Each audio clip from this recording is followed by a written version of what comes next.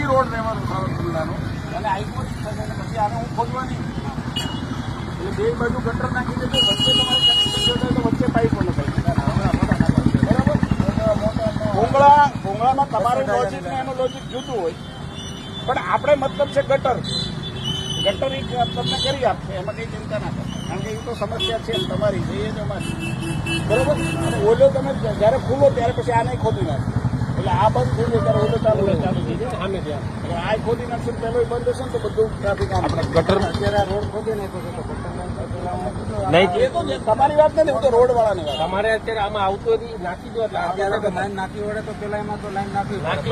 ખોદેલું છે ત્યાં લાઈન પછી તમને આમાં કઈ ખબર નથી જે અત્યારે ખોદેલું છે ત્યાં નાખવા પડે